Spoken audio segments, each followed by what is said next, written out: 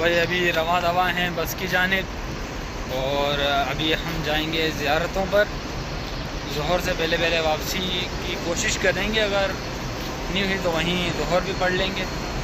ابھی جانے والے ہیں مسجد القبلتین، مسجد قبا، غزوہ بدر اور غزوہ احد کے مقام پر۔ تو فٹافٹ چلتے ہیں ابھی، اور سفیان اور پپا لوگ آگے ہیں، بس کی جانب جا رہے ہیں۔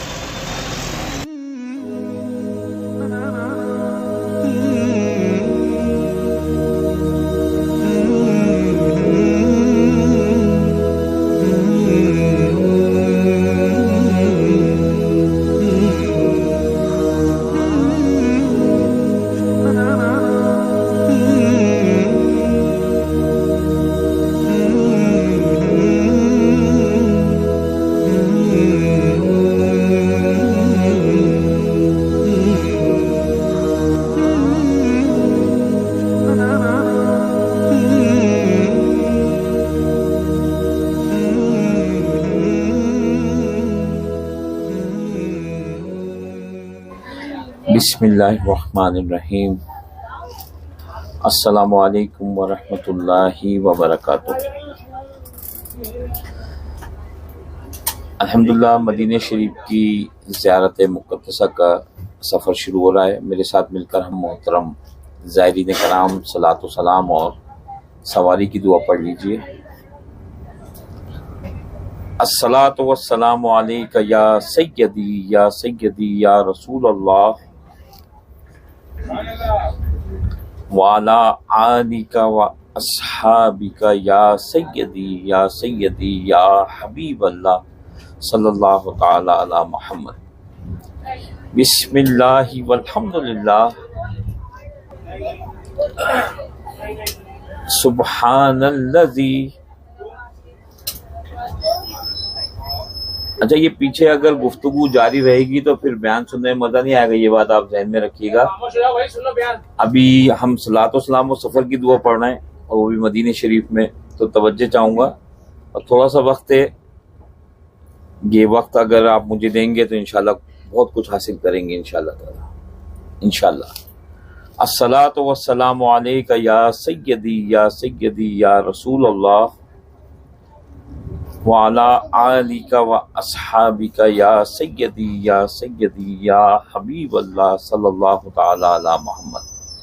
بسم اللہ والحمدللہ سبحان الذی سخر لنا ھذا وما كنا له مقرنین وإنا إلی ربنا لمنقلبون۔ الصلاۃ والسلام علیک یا نبی اللہ وعلی آلک و اصحابک یا سیدی یا نور اللہ صلی اللہ تعالی علی محمد۔ الحمدللہ اللہ ہم پر یہ خصوصی کرم، اللہ تعالیٰ کا ہم سب پر کروڑ احسان کہ اللہ تعالیٰ نے ہمیں الحمدللہ لاکھوں کروڑوں میں سے چنا ہے، اور اس مقدس سفر پر، ان مقدس مقامات پر ہم سب کو حاضری کا شرف دیا۔ اللہ تعالیٰ ہم سب کی اس مدینہ شریف کی حاضری کو اپنی بارگاہ میں قبول و منظور فرمائے۔ دعا کریں کہ مدینہ شریف کے بعد مکہ مکرمہ کی بعد اب حاضری ہو، سب عمرے کی سعادت حاصل کریں، آمین۔ الحمدللہ مدینہ شریف کی زیارت مقدسہ کے لیے ہم روانہ ہوئے ہیں۔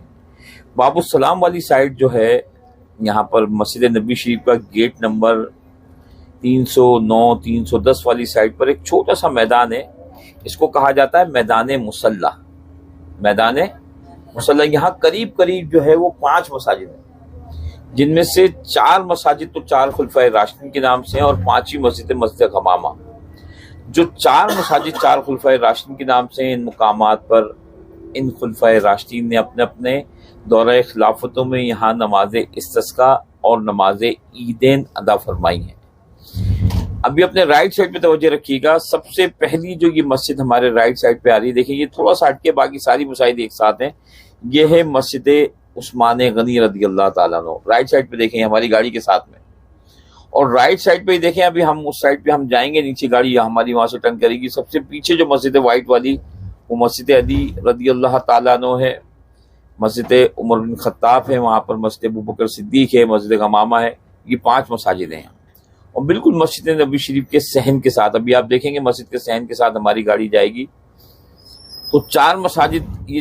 اچھا، یہ مساجد جو ہیں، یہ جس میں مسجد غمامہ کا مقام اور مسجد عثمان غنی رضی اللہ تعالیٰ عنہ، یہ نماز کے اوقات میں کھلتی ہیں، پھر دوبارہ بند ہو جاتی ہیں.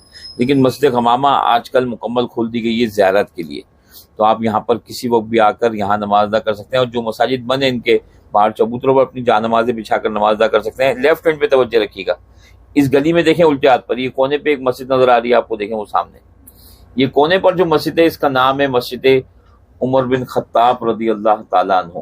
یہ مسجد عمر بن خطاب ہے. گاڑی تھوڑی سی آگے بڑھے گی، لیفٹ ہینڈ پر ہی مسجد غمامہ آ رہی ہے، اور غمامہ کے بالکل بیک کے اوپر پیچھے سائد میں گلی میں دیکھیں گے آپ چھوٹی مسجد، مسجد ابوبکر صدیق رضی اللہ تعالیٰ عنہ کا مقام ہے. ابھی توجہ رکھیں، میں تفصیل بھی بتا رہا ہوں مسجد غمامہ کی. دیکھیں لیفٹ ہینڈ پر دیکھیں، وہ جو گلی میں پیچھے جو ایک کھجور درخت لگا ہے پیچھے، مسجد ابوبکر صدیق رضی اللہ تعالیٰ عنہ. پہلی مسجد مسجد غمامہ. اور یہ مسجد نبی شریف کا صحن بھی دیکھ لیں آپ، گیٹ نمبر 309، وہ سامنے صحن کا گیٹ نمبر 309 ہے. تو 4 مساجد 4 خلفائے راشدین نام سے. ان مقامات پر ان خلفائے راشدین نے اپنے اپنے دورہ خلافتوں میں یہاں نماز استسقاء اور نماز عید ندی فرمائیں. اور جو 5ویں مسجد ہے مسجد غمامہ، اس مقام پر حضور نبی کریم صلی اللہ تعالیٰ علیہ وآلہ وسلم نے اللہ تعالیٰ سے بارش کی لیے دعا فرمائی تھی. اس وقت مدینہ شریف میں بہت عرصے سے بارش نہیں ہوئی تھی، تو صحابہ کرام علیہ رضوان یہ استخاصہ لے کر حضور نبی کریم صلی اللہ علیہ وسلم کی بارگاہ میں حاضر ہوئے کہ یا رسول اللہ صلی اللہ تعالیٰ علیہ وآلہ وسلم کی بارش نہ ہونے کی وجہ سے پانی کی شدید قلت ہے، کہ اب تو ہمارے جانور بھی پیاس سے مرنے کا اندیشہ ہے. تو آپ صلی اللہ علیہ وسلم کی بارگاہ میں بارش کی دعا کے لیے استخاصہ پیش کیا. اس مقام پر حضور نبی کریم صلی اللہ تعالیٰ علیہ وآلہ وسلم نے بارگاہ رب العزت میں بارش کی دعا کے لیے اپنے ہاتھوں کو بلند کیا تھا. آپ صلی اللہ تعالیٰ علیہ وآلہ وسلم کا ہاتھوں کو بلند کرنا تھا کہ سارے مدینہ شریف پر بادل چھا گئے، اور ایسی بارش ہوئی کہ الحمدللہ سارا مدینہ شریف پانی سے جل تھل ہو گیا. کہتے ہیں سبحان اللہ. مسجد بلال ہمارے لیفٹ ہینڈ پر ہے، اس کو بھی دیکھ لیجئے. مسجد بلال حضرت بلال حبشی رضی اللہ تعالیٰ عنہ کے نام سے اس مسجد کو منسوخ کیا گیا ہے. یہ وہ مقام ہے. اچھا، جس مقام پر سبحان اللہ یا کوئی اچھی نیتیں کرنی ہو میرا ساتھ دیں. دیکھیں مدینہ شریف میں ایک نیکی 50,000 ہے، مکہ مکرمہ میں ایک نیکی 1 لاکھ ہے. لیکن اللہ نہ کرے وہاں اگر ہم سے کوئی غلطی کوتاہی ہوتی ہے تو وہ بھی 1 لاکھ کاؤنٹ ہوتی ہے، آپ کو پتہ ہے. لیکن مدینہ شریف میں نیکی 50,000، اور اللہ نہ کرے کوئی بھول چک ہو جائے، غلطی ہو جائے تو وہ 1 ہی کاؤنٹ ہوتی ہے. تو علماء کرام فرماتے ہیں کہ مدینہ شریف جو ہے یہ کمانے کی جگہ ہے. مکہ مکرمہ میں علماء کرام آپ کبھی بھی دیکھیے گا بہت کم ایام گزارتے ہیں. اگر حج پہ آتے ہیں تو حج کے ایام گزارنے کے بعد فوراً موو ہو جاتے ہیں مدینہ شریف. تو مدینہ شریف میں علماء کرام فرماتے ہیں کہ یہ ہے کمانے کی جگہ. مکہ مکرمہ میں ایک ایک قدم ابھی آپ لوگوں نے بھی جانا ہے. جو بھی وقت ہے وہ ذکر و اذکار میں گزاریے گا، فضول گوئی سے پرہیز کیجیے گا. یہاں پر بھی ابھی میرے ساتھ ہیں، جیسے ابھی مسجد غمامہ کی اتنی پیاری روایت سنی، تو اس پر سبحان اللہ، ایک بار سبحان اللہ کہیں گے نا تو 50,000 بار سبحان اللہ کہنے کا ثواب. اور جو ایک بار سبحان اللہ کہتا ہے اللہ تعالیٰ اس کے نام سے جنت میں ایک درخت لگا دیتے ہیں. تو یہاں پر ایک بار سبحان اللہ کہنے پہ کتنے درخت لگ رہے ہیں بتائیں؟ 50,000. تو آپ کنجوسی نہیں کریے گا، کہہ دیں سبحان اللہ.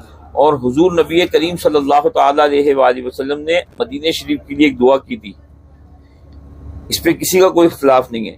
یہ دعا یہ کی تھی کہ یا اللہ میرے مدینہ شریف کو مکے سے دگنی فضیلت عطا فرما. تو علماء کرام فرماتے ہیں کہ مدینہ شریف میں ایک نیکی جو ہے وہ 2.5 لاکھ ہے، کیونکہ دگنی کا مطلب 2,50,000 تو یہاں پہلے ہی ہے. تو الحمدللہ یہ مدینہ شریف ہے، یہاں کی خوب برکتیں لوٹیں. کوشش کیا کریں جو وقت بھی ہے نا، یہاں کا ایک لمحہ بھی یہ آپ سمجھ لیجئے کہ ہماری زندگی سے بڑھ کر یہ بات سمجھ لیجئے. یہاں کا ایک لمحہ بھی، یہ بہت قیمتی لمحات ہیں جو آپ گزار رہے ہیں. الحمدللہ اللہ تعالیٰ بار بار ہمیں یہ برکتیں نصیب فرمائے. مسجد بلال جس مقام پر تھی، یہاں پر کچھ زائرین میں یہ بات بھی غلط معروف ہے کہ یہاں بلال حبشی رضی اللہ تعالیٰ عنہ کا مکان تھا. ایسا نہیں ہے. اس مقام پر آپ کا رضی اللہ تعالیٰ عنہ کا مکان نہیں تھا. اس مقام کو حضرت بلال حبشی رضی اللہ تعالیٰ عنہ کے نام سے نسبت حاصل ہے، جو ایک بہت بڑی نسبت ہے. آپ کا مکان وہاں نہیں تھا.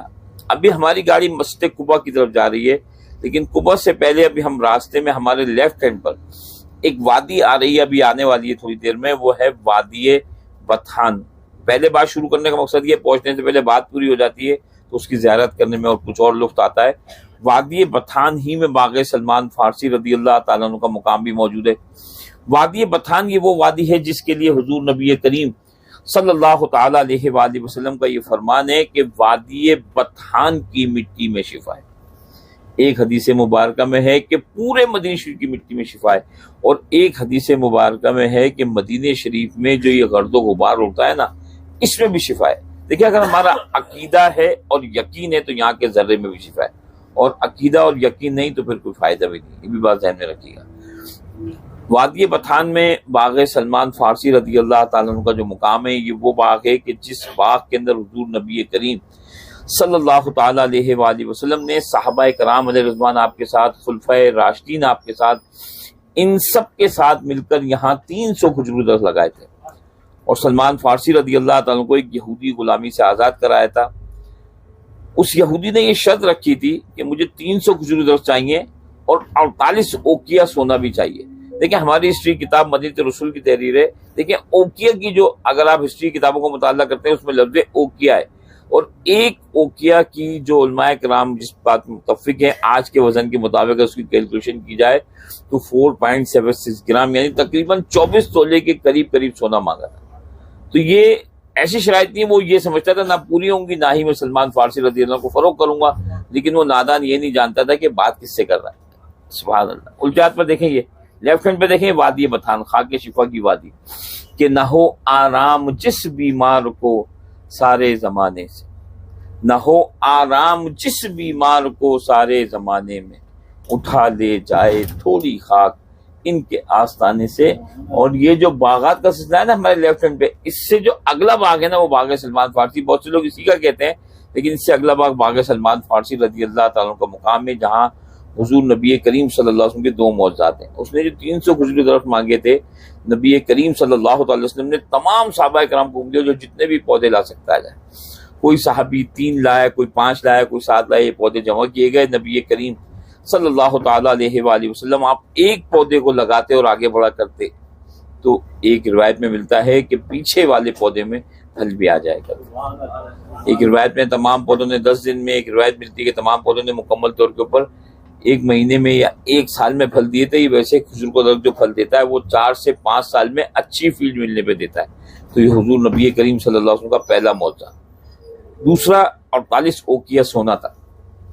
نبی کریم صلی اللہ تعالیٰ علیہ وآلہ وسلم نے تمام صحابہ کرام کو حکم دیا جو جتنا بھی سونا لا سکتا ہے. اب جب یہ سونا جمع کیا گیا تو یہ اتنا جمع ہوتا، ہماری ہسٹری کتاب میں لفظ استعمال کیا گیا کبوتری کے انڈے کی برابر. کبوتری کے انڈے کی برابر یہ سونا جمع ہوا. نبی کریم صلی اللہ تعالیٰ علیہ وآلہ وسلم نے اس تھوڑے سے سونے کو بھی اپنے دستے مبارک میں لیا، کچھ دیر کے لیے اپنی مٹھی میں رکھا، پھر اسے دے دیا سلمان فارسی رضی اللہ تعالیٰ کو کہ اب اس سونے کو لے جا کر اس یہودی کو دے. جب وہ تھوڑا سا سونا اس یہودی کو دیا گیا اور اس یہودی نے اس تھوڑے سونے کا وزن کیا تو معجزانہ طور پر الحمدللہ وہ تھوڑا سا سونا بھی 48 اوقیہ سونے میں تبدیل ہو چکا تھا. سبحان اللہ. اس کی تمام شرائط پوری کرنے کے بعد نبی کریم صلی اللہ تعالیٰ علیہ وآلہ وسلم نے اس یہودی کی غلامی سے آپ کو خرید لیا تھا کہ جب تک بکے نہ تھے تو کوئی پوچھتا نہ تھا. جب تک بکے نہ تھے تو کوئی پوچھتا نہ تھا صلی اللہ تعالیٰ علیہ وآلہ وسلم کہ آپ نے خرید کر انمول کر دیا. الحمدللہ. دیکھیں ابھی ہمارے لیفٹ ہینڈ پہ جو آپ مسجد دیکھ رہے ہیں یہاں پر اب ہم رکیں گے. یہ ہے مسجد قباء، تاریخ اسلام کی سب سے پہلی مسجد کی، اس کی تعمیر حضور نبی کریم صلی اللہ علیہ وسلم نے تقوی کی بنیاد پر کی، اور اس کی تعمیر میں حضور نبی کریم صلی اللہ علیہ وسلم نے بنفسہ فیض خود بھی حصہ لیا. مسجد قباء کی جو تعمیر کی گئی تھی، جو اوریجنل تعمیر تھی، اب تو پھر نئی تعمیر ہو گئی ہے، اس میں نبی کریم صلی اللہ علیہ وسلم بڑے بڑے پتھر اٹھا کے لایا کرتے تھے. صحابہ کرام علیہ رضوان آتے عرض کرتے یا رسول اللہ صلی اللہ علیہ وسلم یہ پتھر ہمیں دے دیجئے، تو حضور نبی کریم صلی اللہ علیہ وسلم نے منع نہ فرماتے، پتھر انہیں دے دیا کرتے تھے اور آپ خود دوبارہ دوسرا پتھر اٹھا لایا کرتے تھے. بڑے بڑے پتھروں اور کچی مٹی کے گارے سے اس کی تعمیر کی گئی تھی، اور اس کی تعمیر تقوی کی بنیاد پر کی گئی تھی۔ صحابہ کرام حضور نبی کریم صلی اللہ تعالیٰ علیہ وآلہ وسلم کی بارگاہ میں حاضر ہوئے اور یہ استغاثہ لے کر حاضر ہوئے کہ یا رسول اللہ صلی اللہ تعالیٰ علیہ وآلہ وسلم، مکہ مکرمہ کے لوگوں کا جب جی چاہتا ہے وہ عمرہ کر لیتے ہیں، طواف کر لیتے ہیں، لیکن اگر ہمیں جانا ہوتا ہے تو ہمیں اس کے لیے مہینوں درکار ہوتے ہیں، کیونکہ اس وقت یہ سفر تھے نا، یہ پیدل ہوا کرتے تھے، اونٹوں پر ہوا کرتے تھے، گھوڑوں پر ہوا کرتے تھے، تو مہینوں درکار ہوتے تھے۔ تو اس وقت کے سفر میں آج کے سفر میں اگر ہم اس کا موازنہ کریں نا اور یہ کہیں کہ زمین آسمان کا فرق ہے تو یہ غلط نہیں، آج ہمیں کتنی سہولیات ہیں۔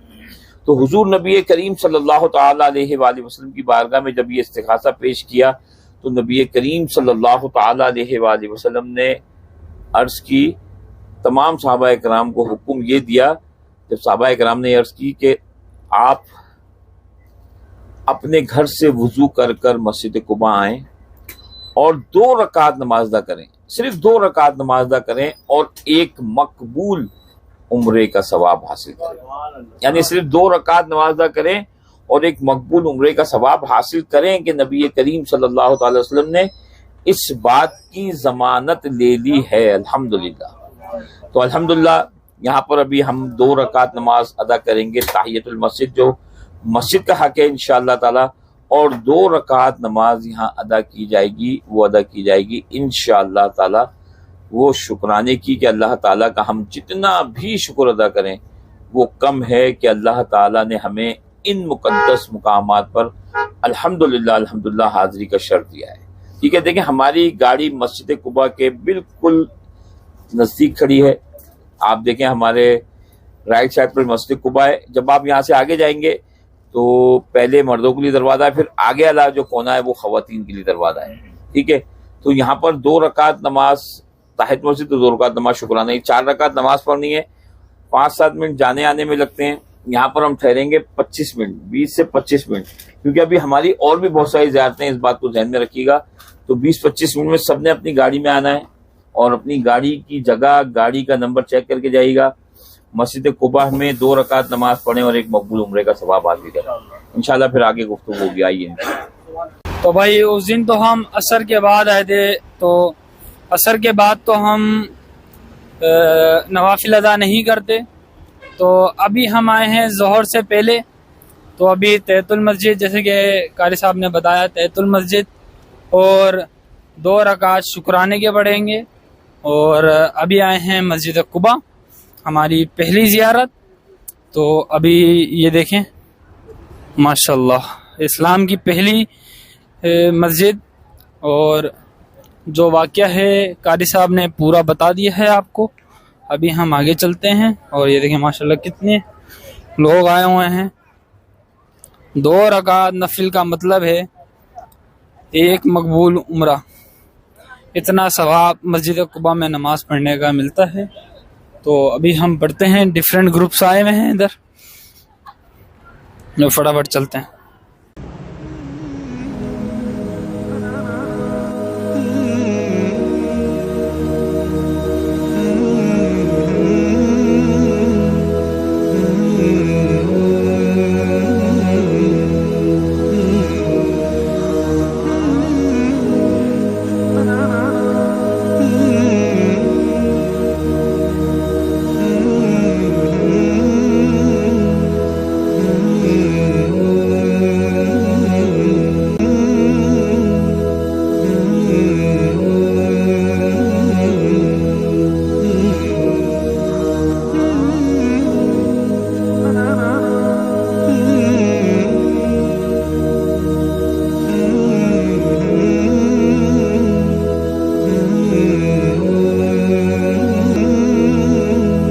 ابھی بس کی طرف چلتے ہیں اور آگے کا بیان میں آپ کو بھی